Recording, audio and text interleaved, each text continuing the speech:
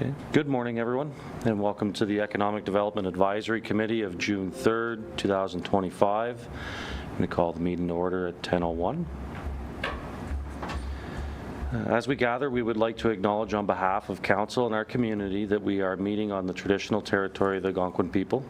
We would like to thank the Algonquin people and express our respect and support for their rich history. And we are extremely grateful for their many and continued displays of friendship. We also thank all the generations of people who have taken care of this land for thousands of years. Deputy Clerk Wright, can we have the roll call? Chair Sobalski. Present. Sherry Kobus. Councillor Dick. Councillor McWhirter. Present. Christina Oulet. Present. John Poole. Lisa Vincent. Present. Lori Wickisher. Present. Chair, we do have quorum. Thank you, Deputy Clerk. Any declaration of interest today? Seeing any. Move down to presentations. I'll note that Suzanne Mador sends her regrets. She's unable to make it today. We will work on rescheduling this, maybe for in the fall if we can, but moving on to C.2, which is the Economic Development Advisory Committee Terms of Reference Overview. I'll turn this over to our CAO just to have a talk about it and go through it. Okay. Thank you, Chair.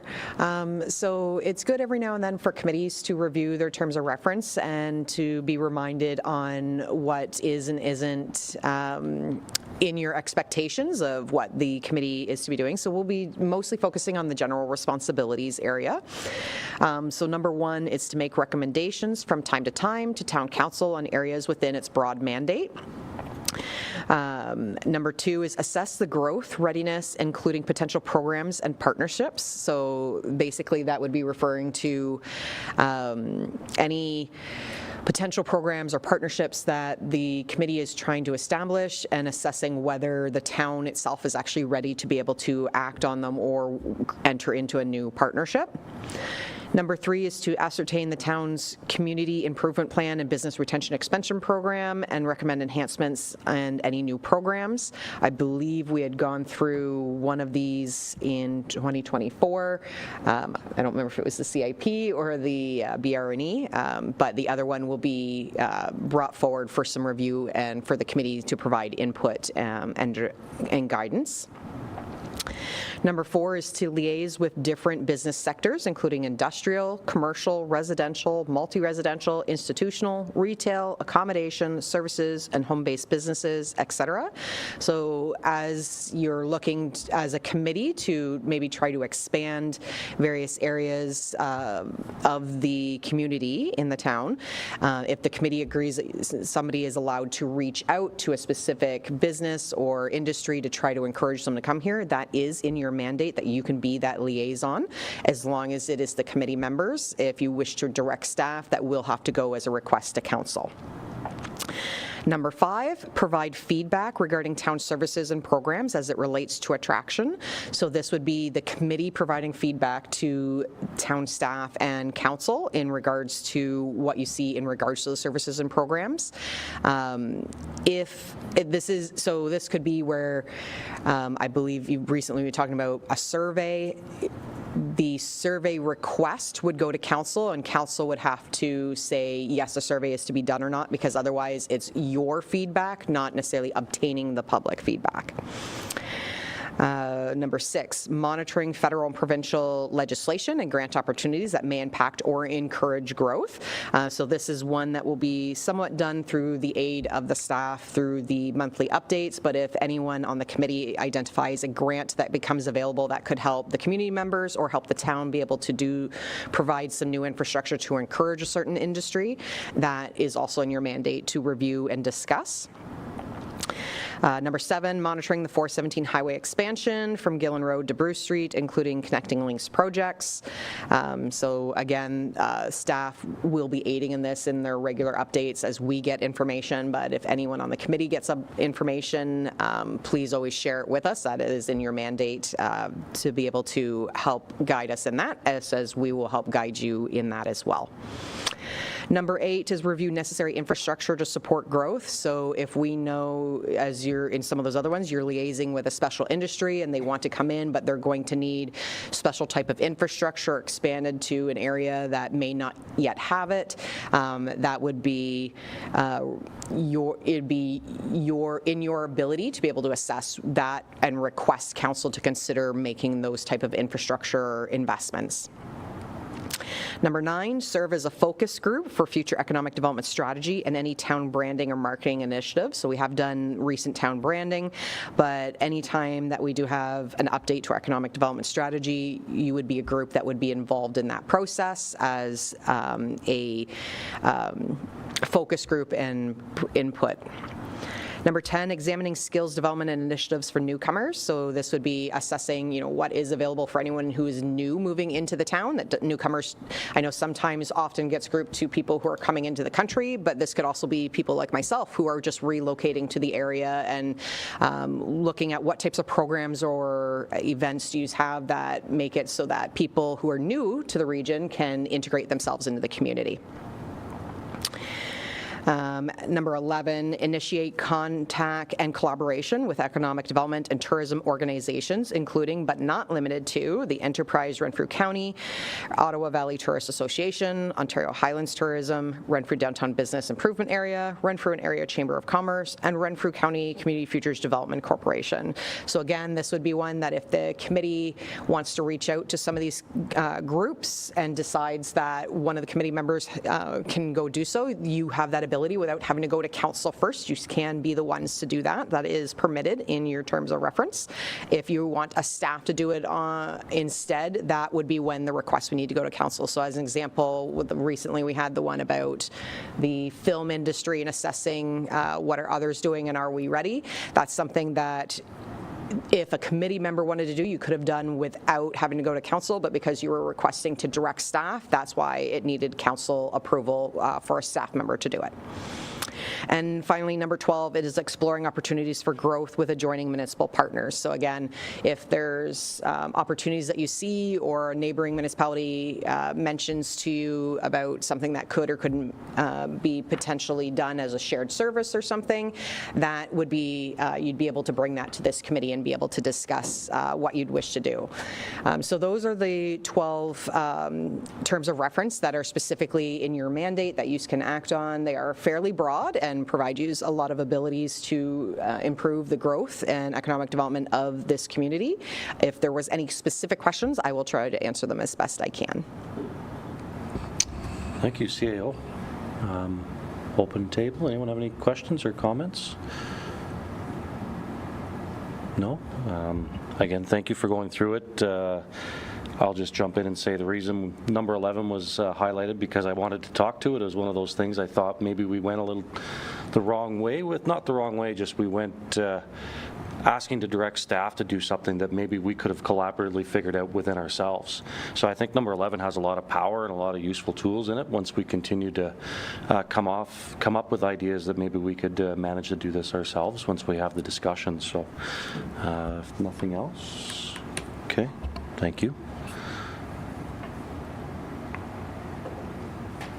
Going to move to C3, which is a property standards bylaw presentation. It's going to be done by our bylaw officer, Mr. Marquardt. Good morning. I just wanted to kind of take a look at, our property standards bylaw, give you a bit of an idea of how things have been working so far, and how it relates to vacant buildings as well.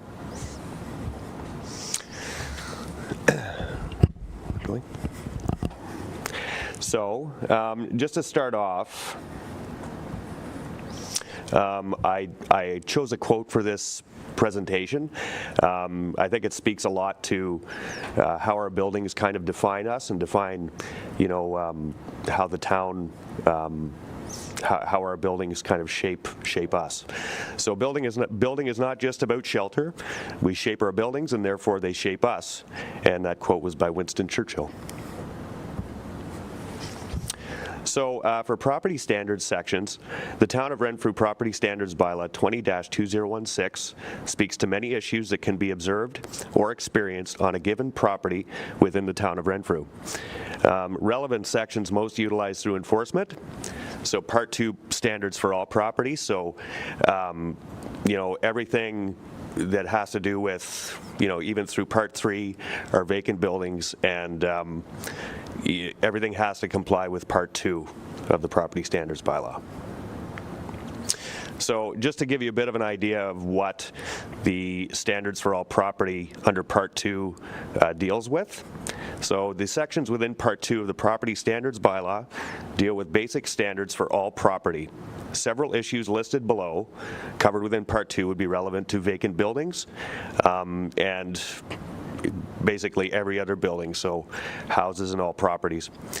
So that's drainage issues, fences, foundations, roofs, chimneys, stairs, fire escapes, exterior and interior walls, ceilings, floors, doors, windows and security, and plumbing systems. And that's just to name a few. There are a few others that are on there, or quite a few others.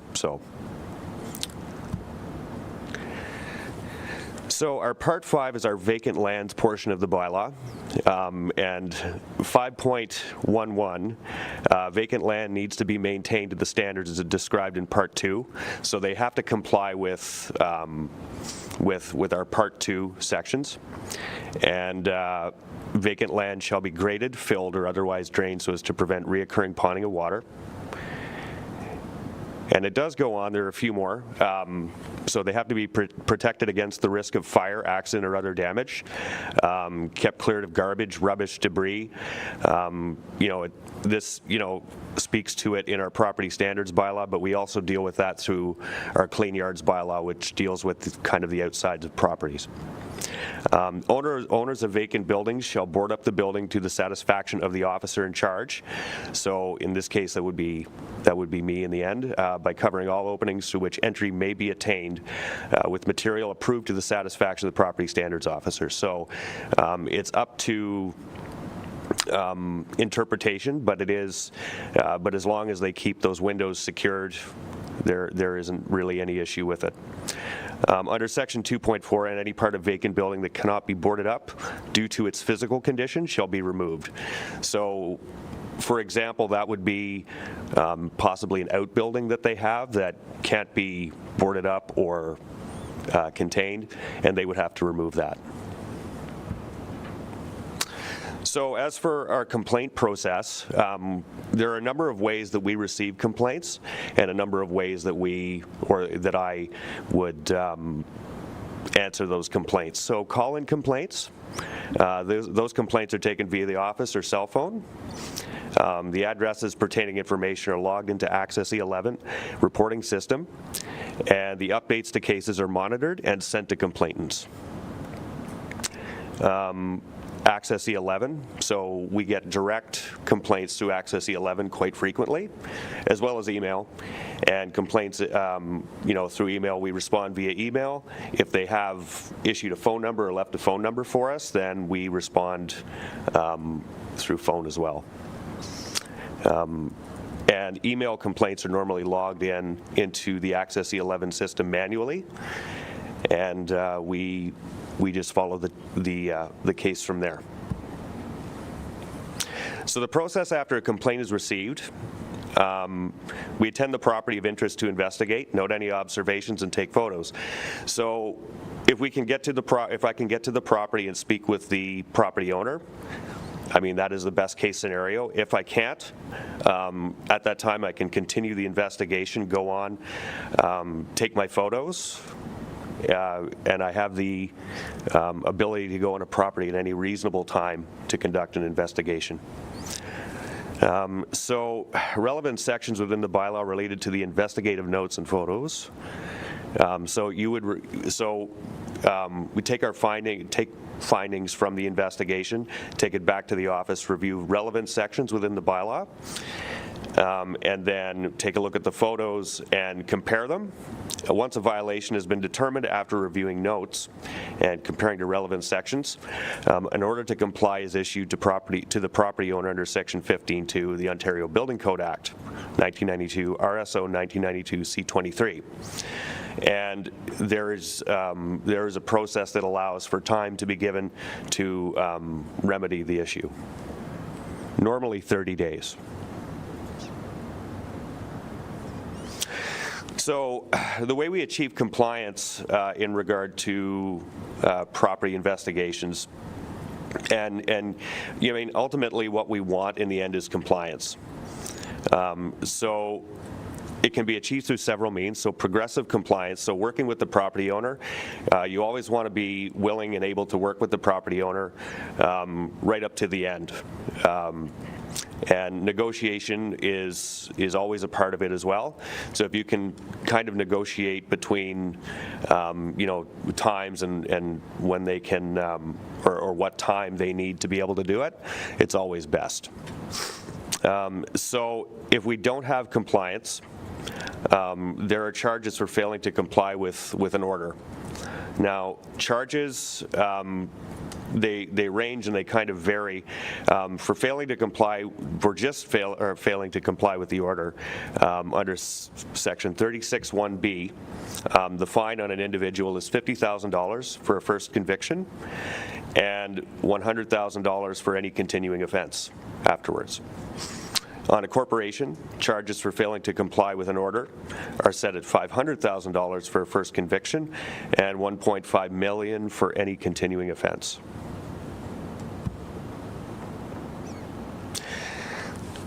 So, working together with the order, if it's not complied with, we do have the power to repair and demolish under our property standards bylaw. So if an order has not been complied with, the town may cause the property to be repaired at the owner's expense, and that is added to the property taxes of the owner. Power to facilitate this action is given to the Town of Renfrew bylaw enforcement and property standards under Section 6.5.1 and 6.5.4 of the property standards bylaw. And it's also interesting because if there's an immediate safety issue or safety aspect with these cases, as in a lot of times there are, you can use emergency powers under Section 6.6 to force the property owner to do it forthwith or to fix the issue forthwith. And after issuing that order, the property standards officer can take measures to correct the issue if need be and enter upon any premises for this purpose without warrant under Section 6.62. So, if there are any questions, I would be happy to take them. Thank you, Mr. Marquardt.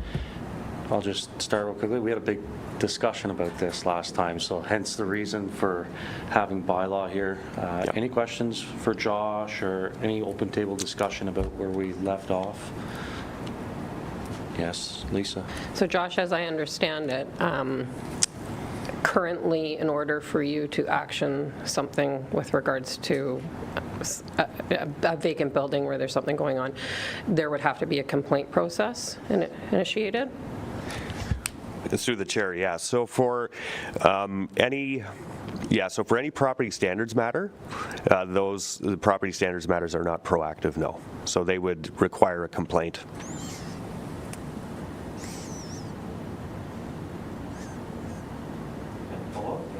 Chair again. Josh, we had discussed at our last meeting that some municipalities have instituted a vacant building bylaw whereby the owner would have to register when a building became vacant within a certain time frame. And then there would be fees in place that would be determined to cover, say, for example, the administration of that fee process, as well as your time to investigate the building to ensure on a timely basis that the building was in compliance.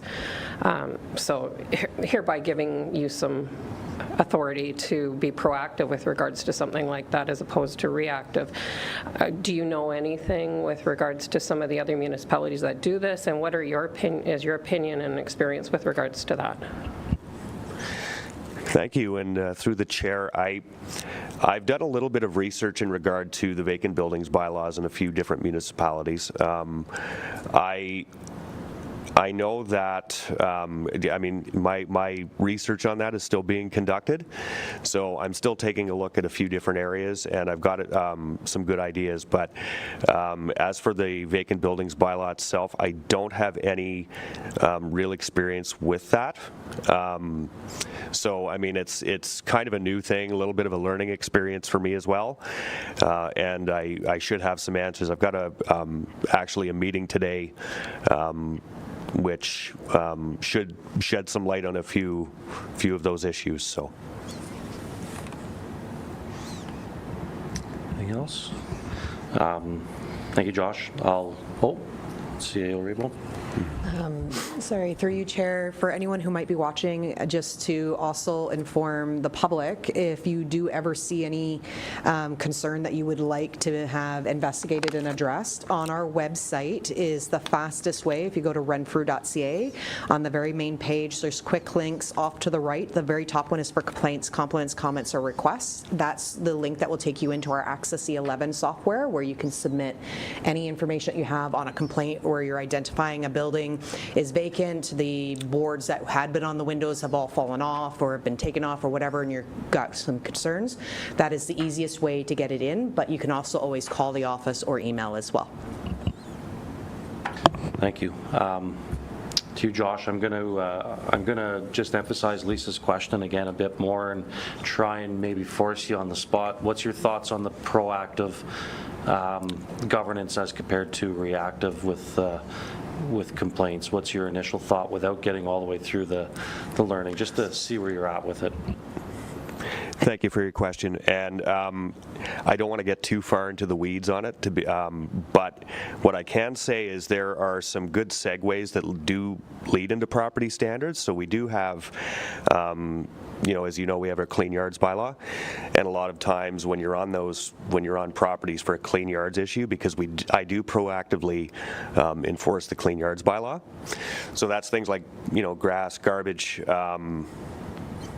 derelict vehicles, and things of that nature. So when you go onto a property, depending on the size of the issue or depending on what it is, you can choose to go with the property standards bylaw and utilize that as well.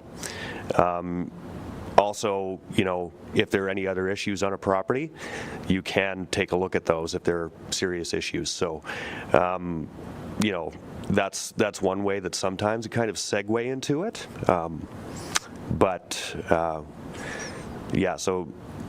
So basically there is, the property standards bylaw itself is not enforced proactively, but we do, I do take a look at those issues while I'm on patrol as well. So. Perfect. Thank you. So hypothetical situation, you're walking up Main Street and you see a vacant building with something hanging off the soffit. You will proactively do something because you've noticed it yourself. You're not going to necessarily walk past it, is what you're saying? Yes, that is correct. I would take a look at that and I would see it as a safety issue and kind of an immediate threat. So the safety issues, that's something that you definitely want to deal with and you want to be proactive about. So that is something I would definitely do. Perfect. I have two more questions on this, if no one minds. Thank you, Josh, for entertaining us.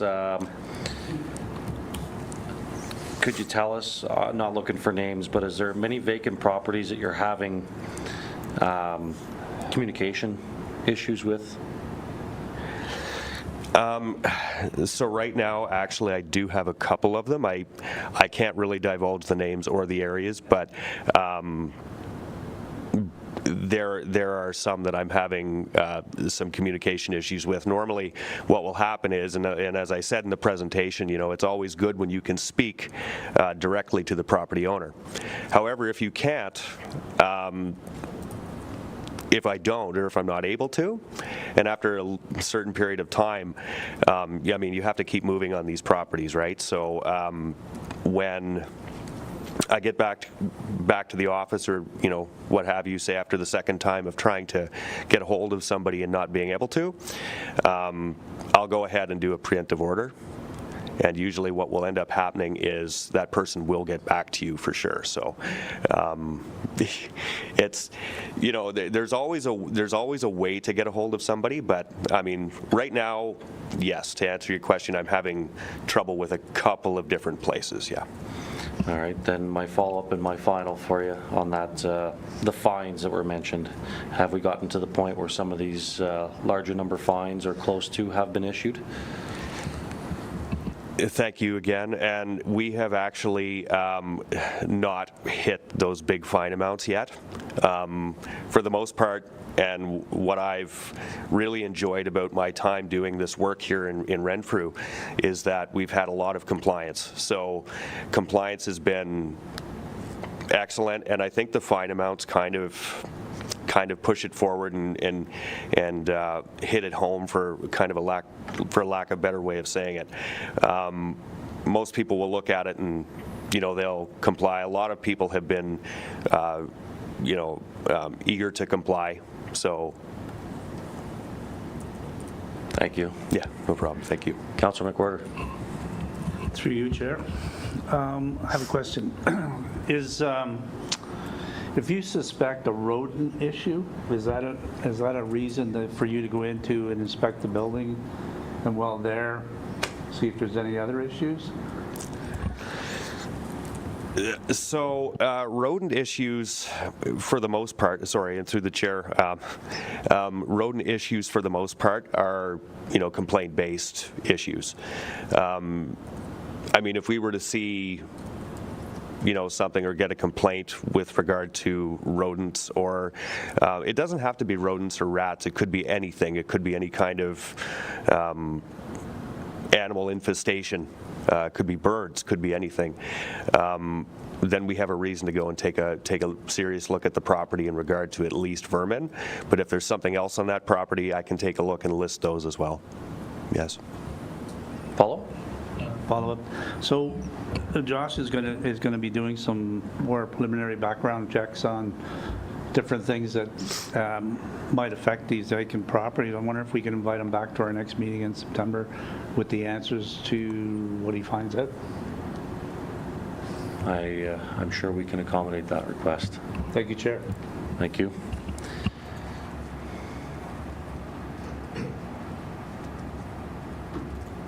All right, we're going to move into D, which is development and economic updates. We have an update that's going to be presented by our Municipal Property and Economic Development Coordinator, Mr. Collins. Thank you. Good morning. It's going to be kind of touching on a lot of the terms of reference that CAO Raybone outlined for us, so I don't know how you want to do it. I've got kind of 6 slides, so do you want me to kind of do one slide and then we can have a chat about it, or do you want to wait till the end and chat, kind of go back if there's any questions? If you want, we can stop per slide. That way we can itemize it. That way we're not jumping all around for you. Sure. So yeah, get through your slide and take a pause. We'll reach out. Okay. Sounds good.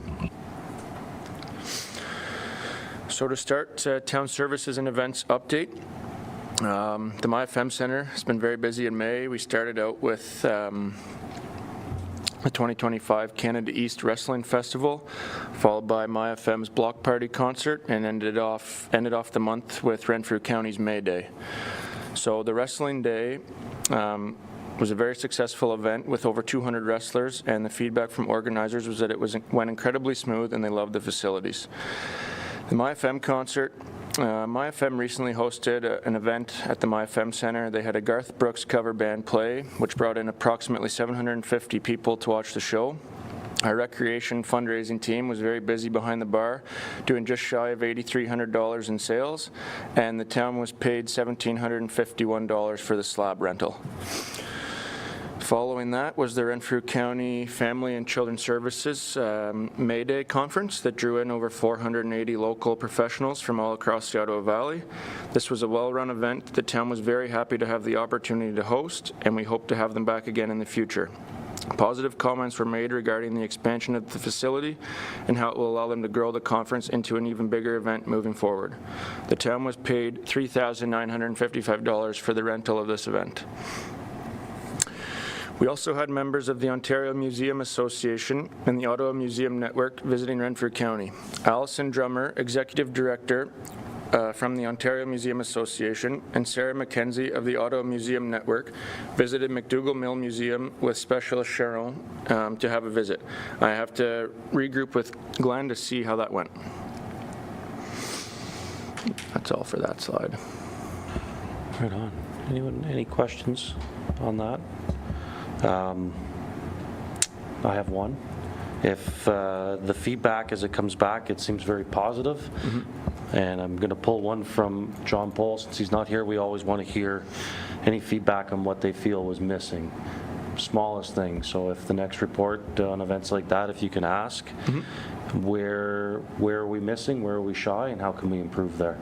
That would be amazing to hear. Absolutely. Okay, next. Next is potential partnerships and programs. So contact has been made with multiple economic development staff from neighboring communities, and I'm waiting to speak with a few more in regards to film production in their towns and cities. Arnprior, Pembroke, and Gananoque have been contacted, and I'm setting up calls with North Bay and Mississippi Mills for later this week. I'll start with Arnprior. So I spoke with their economic development staff there, and they started out with Still Standing, which is a CBC TV show that showcases small towns across Canada. They just reached out and set up an initial meeting, and it kind of went from there, and they said it went pretty smooth and was very easy to get them to come. So I'm going to be reaching out. They provided a contact that I will reach out and try and set something up for next year. And then they said that once they filmed that episode, it seemed like the producers just began reaching out to them. They really haven't done much marketing or outreach, and they've just had producers kind of reaching out to them. So I think that once we can get started, it sounds like it should just go pretty smooth, hopefully. I then spoke with Pembroke, and they just hired a full-time investment attraction officer who I was speaking with, and they're currently working on a film attraction project. So they're in a similar situation to us, just kind of starting to try and attract some producers and get some potential leads. They have had one Hallmark movie partly filmed in their city. However, they didn't reach out or even do any marketing to get it. The producer was just driving back from North Bay and took a drive through Pembroke and decided it was a good spot to film. So that was pretty easy for them, but their staff member mentioned that they just created a profile with Ontario Creates, which is a free platform where you can showcase photos and highlight your town, and then that's where a lot of film producers go to look for potential locations. So I think this is definitely something that the town should look at doing moving forward. They also looked into the Ontario Filmmaker magazine, and Madawaska Valley has used that in the past, but they did not get any responses from that, so it's an option as well, but again, it's maybe not the best avenue. And then I spoke with Gananoque, and they've had quite a few films done there, and they believe that they get a lot of it just from being so close to Kingston.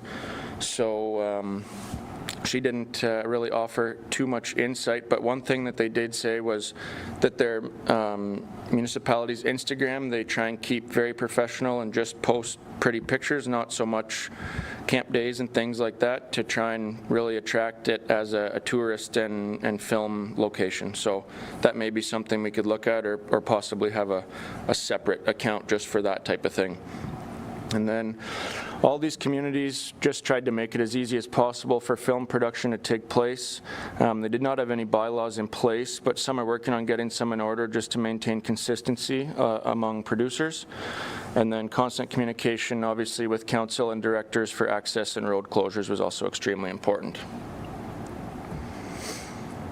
Thank you.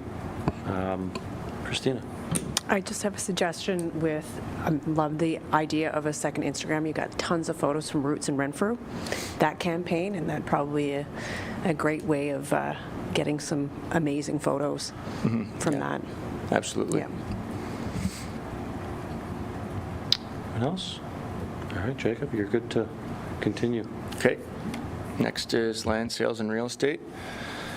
So, a summary of next steps. Tonight at council, the chosen firms for the request for standing offer will be approved, and then agreements from legal will be created and approved at the next council meeting to officially have everything in place.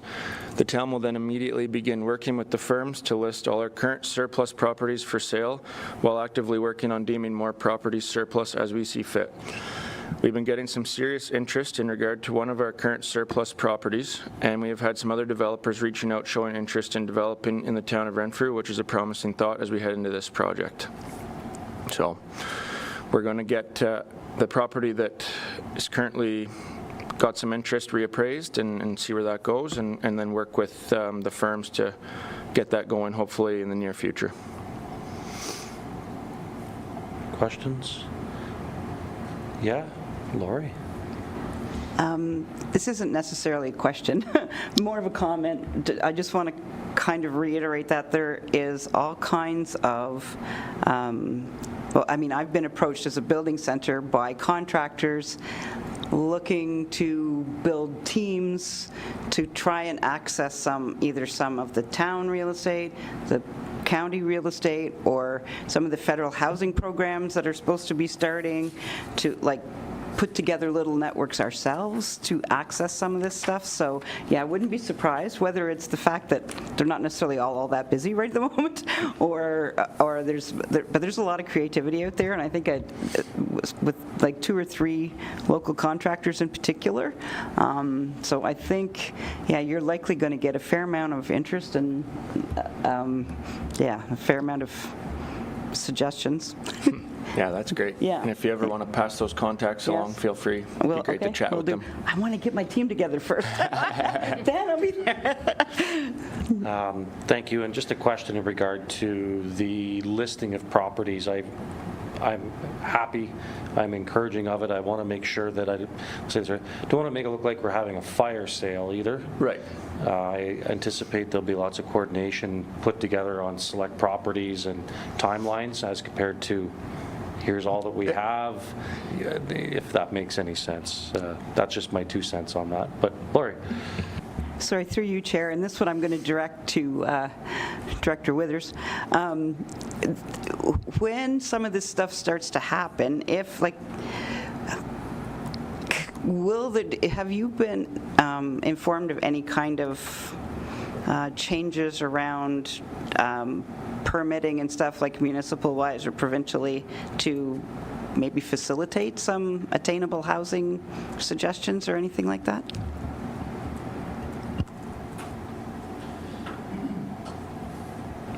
Through you, Chair. So there have been a lot of changes the last 3 years, I'm going to say, 3 to 4 years. On the Planning Act, the Building Code. Is this on? It's kind of quiet. Okay, as long as it's coming through. So there have been a number of changes that the province is trying to make development easier, trying to do more as of right, which means you don't need a zone change or a site plan, those kinds of things. You know, one example would be there's no longer site plan approval required for anything under 10 units for residential, whereas previously it's kind of bit of rule of thumb was like 4+. You would do a site plan or anything that required significant grading or servicing. So that's just one example. The government, the provincial government has made significant changes. I kind of wish they would have done it all at once instead of iteratively, because it's very, very challenging to make heads or tails of all the changes, not just for the development community, but for municipalities, if you can believe it, right? You almost buy the new planning legislation book and it's outdated when you buy it. So I think they're trying to figure things out, but yes, they are making steps in that regard. Thank you. No problem. Thank you, Jacob. Next slide, I suppose. Okay. Next is business retention and expansion and marketing initiatives. Director Latondras and I went through some old files from previous economic development staff and found some very valuable reports and documents we feel with some updating and tweaking can be very useful moving forward. One of which being the Business Retention and Expansion Action Plan, which I do have a copy I can circulate around if anybody wants to have a look at it. We feel this will be an important project to update and implement to better help current local businesses while also showcasing the town for prospective businesses. It is very helpful to have these files as we'll not have to reinvent the wheel and we have a great place to start from. Council directed staff to initiate a letter to update the County of Renfrew 2013 economic impact of the Renfrew Area Health Village. I do also have a copy of that draft that I can circulate if anybody wants to have a look at it. We feel these stats are very important in showing the ongoing... Do you want to hand it out? Yeah, sure. Showing the ongoing developments and importance of the health village to our town and the surrounding area. Town Council believes an updated analysis is essential to accurately reflect its current and projected contributions to the local economy and support future planning.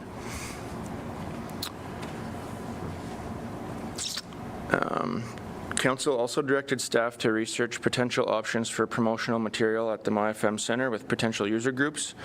Director Latondras and I were chatting, and if it's possible, we'd just like a little bit more clarification on what the desired outcome looks like for the potential marketing promotional material. We just weren't quite clear on that, so just kind of a desired goal and outcome would be great from the committee. Or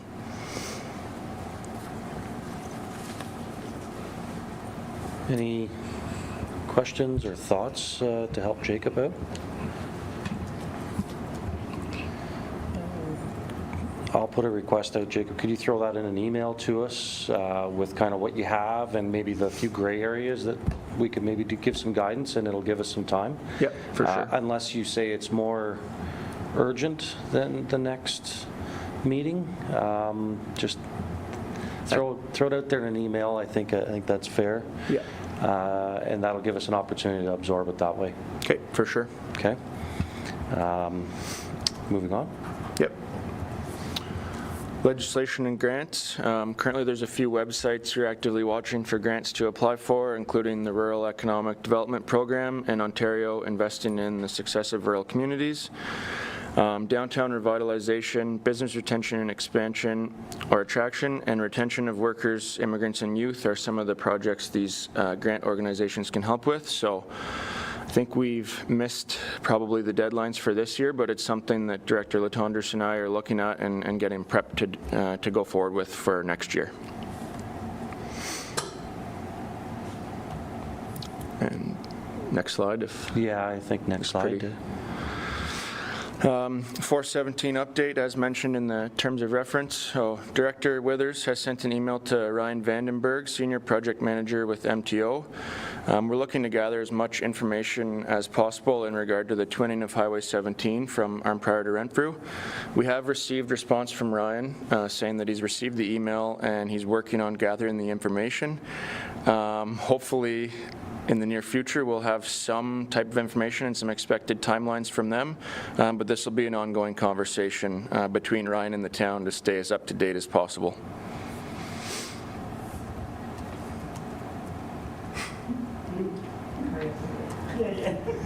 Any questions or comments?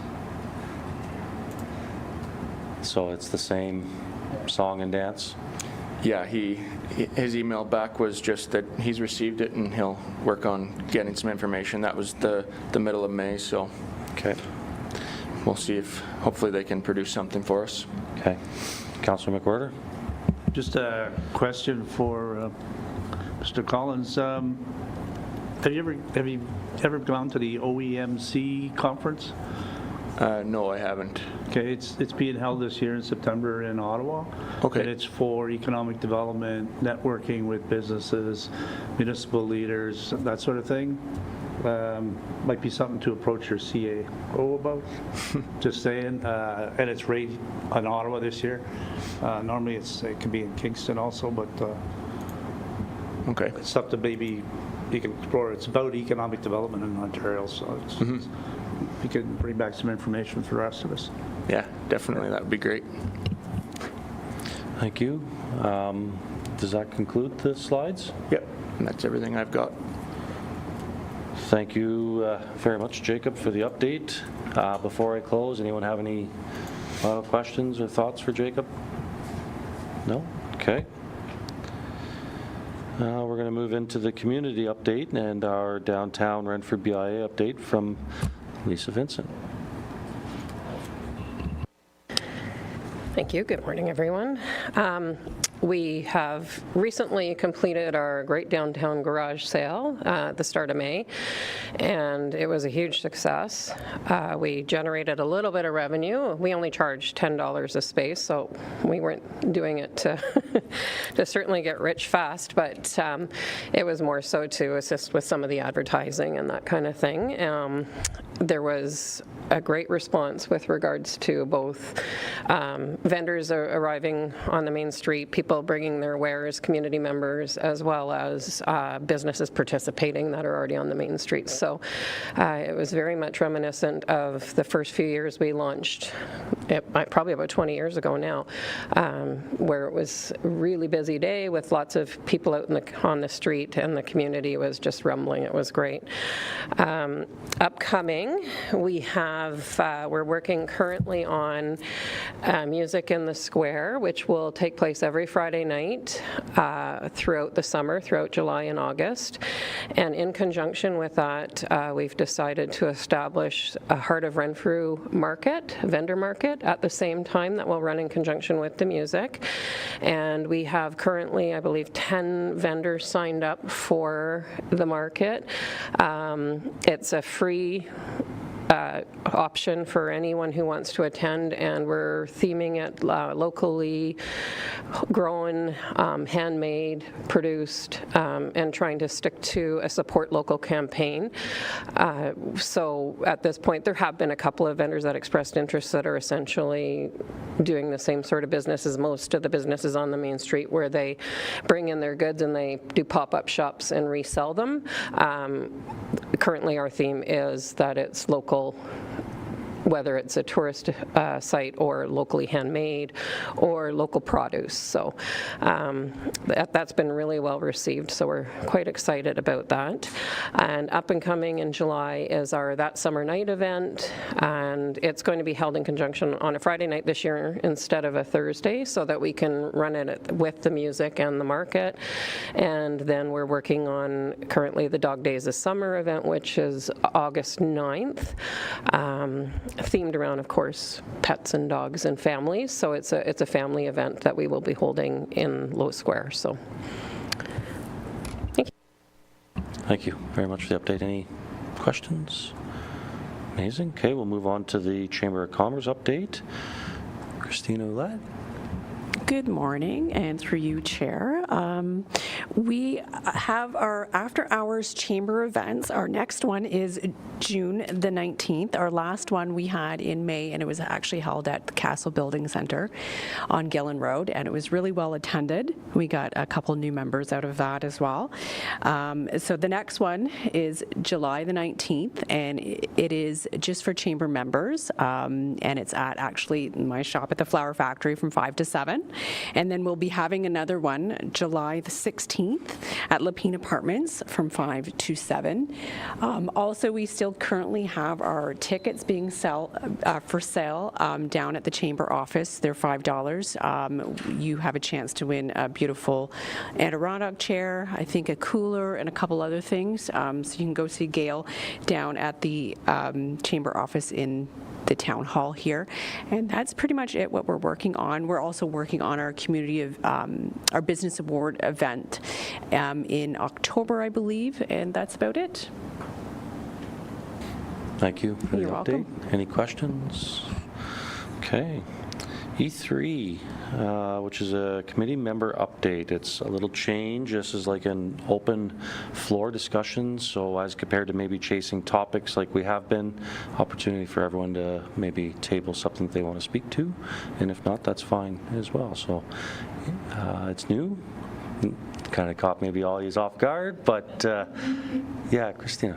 I have to say, thank you, Gloria, for actually putting up what the expectations are of our committee, because I think we have a little bit more that we can go on, and actually didn't realize that, hey, if somebody approaches me about filming something in my flower shop, I'm going to come and see you guys and then get the word on the street, and that's kind of, it's great that we have a little bit more direction. I'm really glad that you put that out on a couple slides for us today.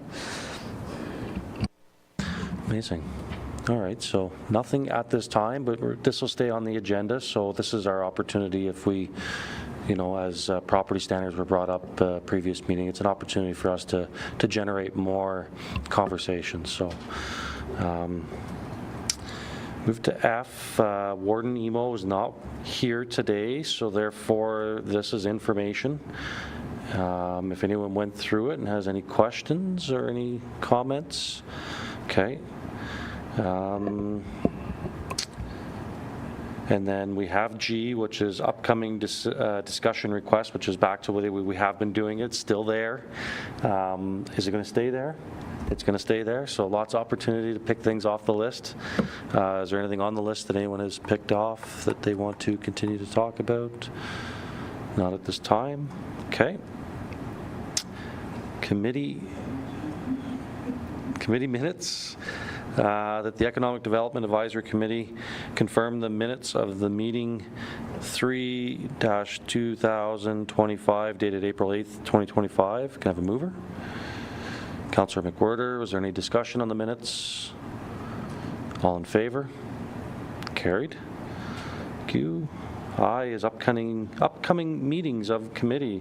Next regular meeting is scheduled for the Economic Development Advisory Committee September 9th, 2025 at 10 a.m. And at 10:52, I'd like to adjourn the meeting. Thank you, everyone.